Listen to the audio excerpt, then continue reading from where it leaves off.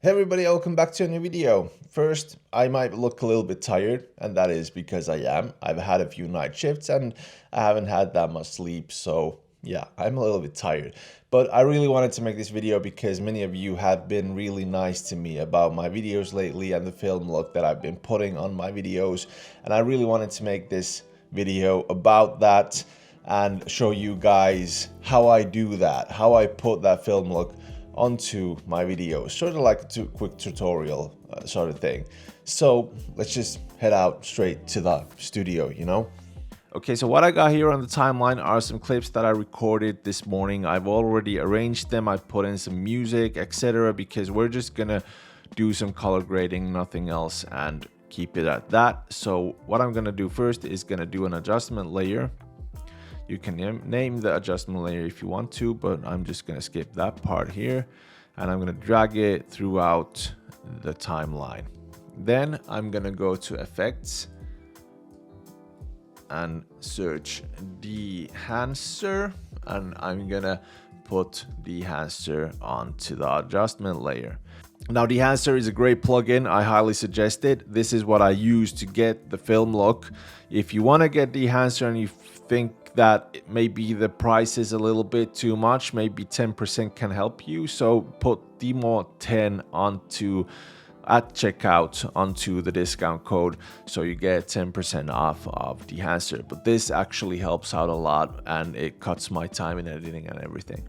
So first of all, what we're going to do is go to Input, choose Camera, and I'm going to select Fujifilm X-H2S F-Log2 because that's what I've been shooting with, and it turns already the film profile on. Now, next off, I'm gonna select the film and I'm gonna go with Orwa because I want that real nostalgic look to it. I don't know why. And after this, I'm gonna go to film grain and turn it off for a while because it helps me out to color grade and it doesn't mess my sight with the grain. Then I'm gonna go to print, select Kodak 23A3 Blam. That looks really awesome. Then I'm gonna go to, where is it? Expand. And then I'm gonna enable expand and push the white point to, let's say, 110. Because you want that, you know, moldy kind of look to the highlights. Because if you want that film look, the highlights aren't like ching, really bright to your eye. They're just like, they're there, but they're kind of this matte look. So this white point actually helps you do that. Now, that's a preference. You don't have to do that if you don't want to. If you want those highlights to be really bright, you can keep them really bright, but I like to put a matte look to my highlights. Then there's the black point that I adjust usually just to check out if it affects the blacks in any way. Let's see, it that is too much and that is too much. So maybe push them like to 3. That is looking pretty nice. And then I'm gonna go back to print because you have here in Film Developer contrast boost, but I don't want contrast boost. I don't want to use that. I want to use tonal contrast. That is something that helps a lot with the contrast, and it makes the colors more contrasty. But the contrast boost just, you know, it affects everything and it affects it really hard. So if that's a look you're looking for, you can go and test it out. But I like to use tonal contrast, and I'm gonna put like 10 at first. That's too much. Let's put 8, 5. Okay, 5 is looking kind of good. We're gonna keep it at 5. Then I'm gonna go back to Film Developer and I'm gonna put some color boost there, and I'm gonna enable it first. So let's see how it works. 20, maybe 30. You can actually see it from here. I can scroll it so you can see how much it affects. It affects a lot. and then if you put it to minus, it makes it more black and white. So I want the turquoise to pop a little bit on the coffee machine, but not too much that it starts looking pixelated, you know, because you can see those pixels. So let's say 25 was looking kind of good. Then I'm gonna go through all my clips.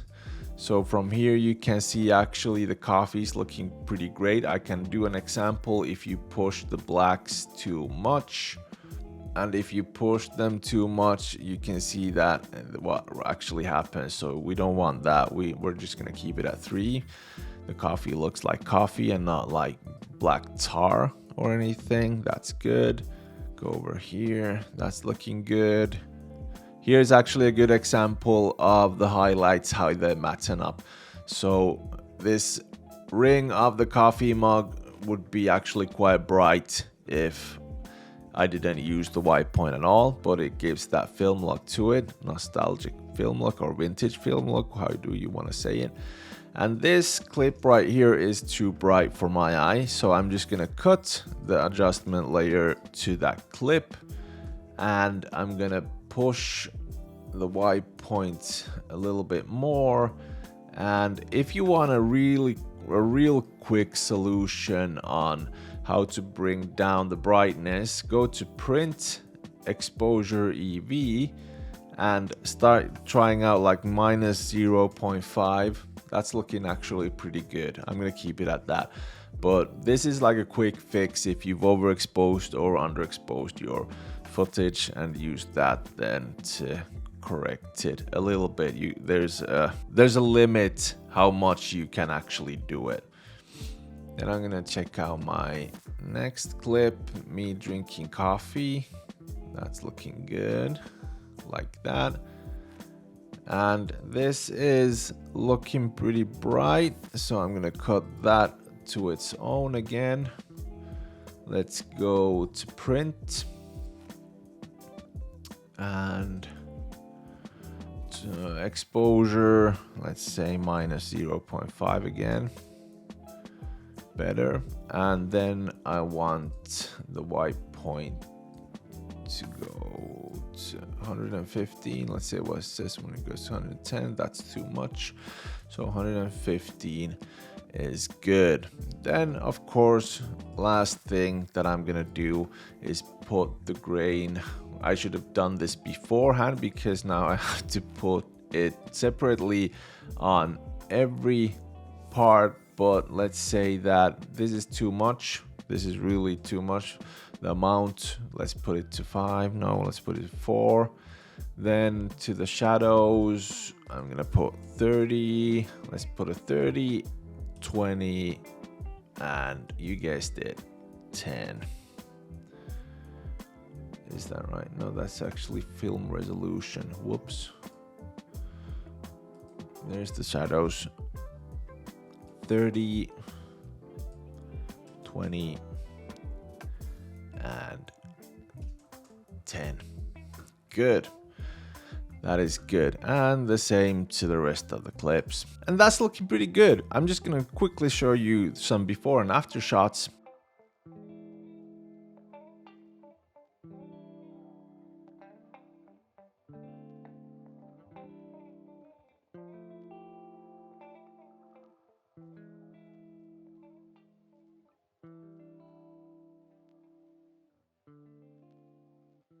And here is the whole result.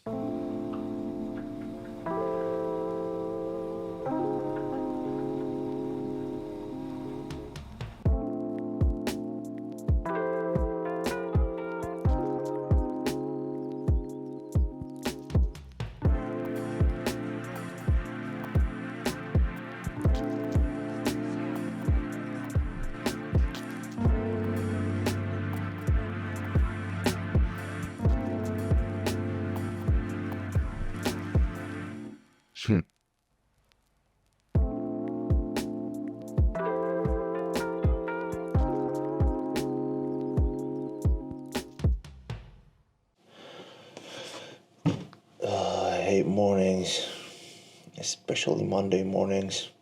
Lucky it's not Monday Or is it? Is it Monday? Well, it's morning anyway. Oh, even my breath stinks like cat's ass. Why can't this drip much faster?